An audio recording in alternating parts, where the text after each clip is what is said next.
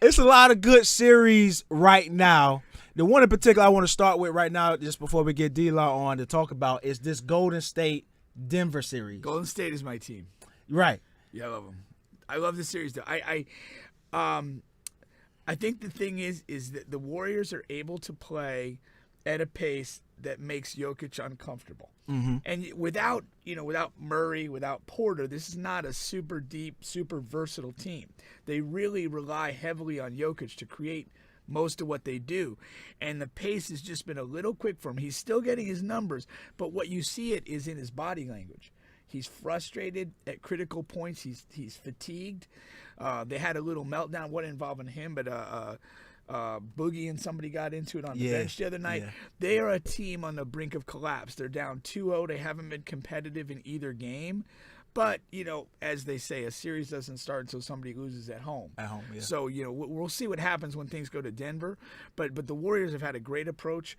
And there is nothing better in basketball than the Warriors at home when they just start hitting shots. It's just so much fun. With the arena going nuts. The arena goes nuts. The players go nuts. I was talking the other day, do not call a timeout. Because all that happens You hate timeouts. No, I hate timeouts. But when you call the timeout, like, the antics get even worse. Like, Steph's, running the length of the court doing air guitar and all shimmying. And dudes are going berserk. It's like you let the party go even higher. They're a great show. Like, they're showmen. It is, Curry is the biggest showman, especially when he's hitting, man. But and that's a great takeaway. And of course, Jordan Poole, he's just amazing. He's one of the best stories of the playoffs. So much so, it's like I don't know. Maybe you keep Curry on the bench, ride that for a little while. I think that from the mentality of it, it's like they all know that they're all going to play and they're going to get their shots. And so, who happens to start, who doesn't. But ultimately, that's the Golden State culture, man. You got to get it back to Curry star. You will. And Poole plays well off the bench, whether you start him at the whatever. And eventually, you may move off of Wiggins and just keep Poole if you have to make that decision because you can't pay everybody They're saying the new money-wise. I don't even want to think about it. Let's just enjoy the season. That's coming, man. You got to pay the piper soon, man. You got to pay the piper. That's why I focus on international soccer where money doesn't matter.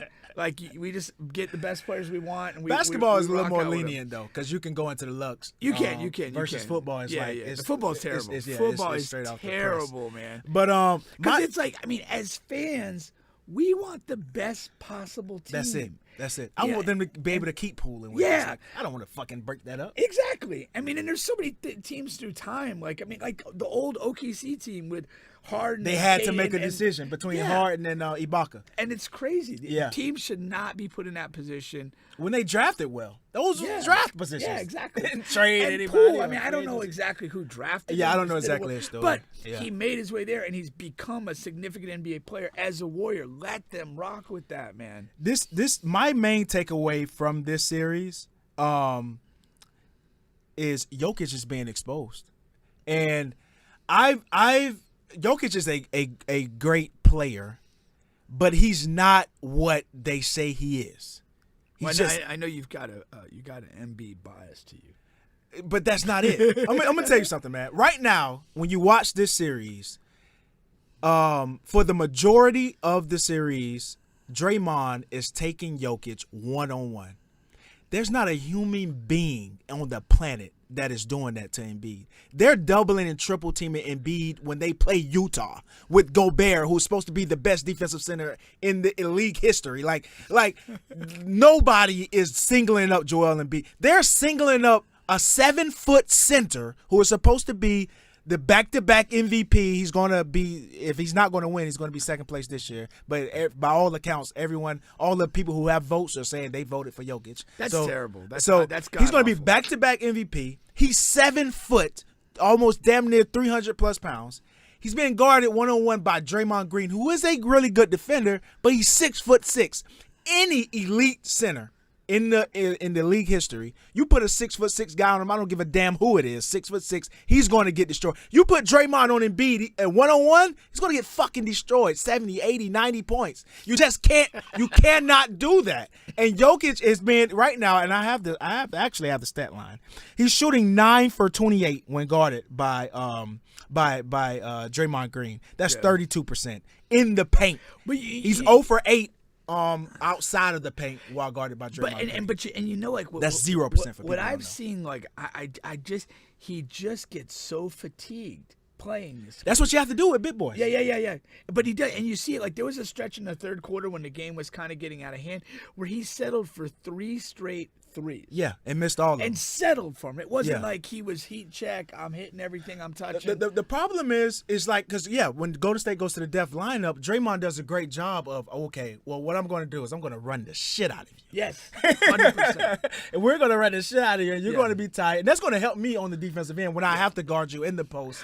You're not as fresh as you would normally be. The other thing they're doing a great job of is they're not letting him just lean on them defensively. He's banging, getting off, then stabbing for the ball. Yeah. He's doing a lot of mixing keeping him off guard. And it's mentally exhausting and physically exhausting. I love this because it's like, I've coached basketball for a long time, and you can sometimes see when players are getting fatigued. And I think, at a lot of levels of basketball, people don't have the killer instinct to exploit that further. Yeah. And the Warriors, they've honed in on it, and they're using it. They're one of the originals of going small and just really taking a big center out of the game. But I mean, fatigue could apply to any sized player. Like, and that's kind of the bigger point. Yeah. They're very aware that they're getting him fatigued, and they can see the mental breakdown. That's what Peyton slapped him on the ass during the timeout, and he got all worked up. They're just mind fucking the dude. I mean, with no Vaseline. This is wonderful. No, for sure, man. It's one of the best series right now. So we'll see where that goes and things like that. And we'll get to more NBA towards the end of the show because we have some games going on right now. So we'll get to that and give our take when we know more about that series. Because like Brooklyn, Boston, as far as we know, it's only one game played, but they're playing right now. So we'll talk about that later in the show and a few other series as well.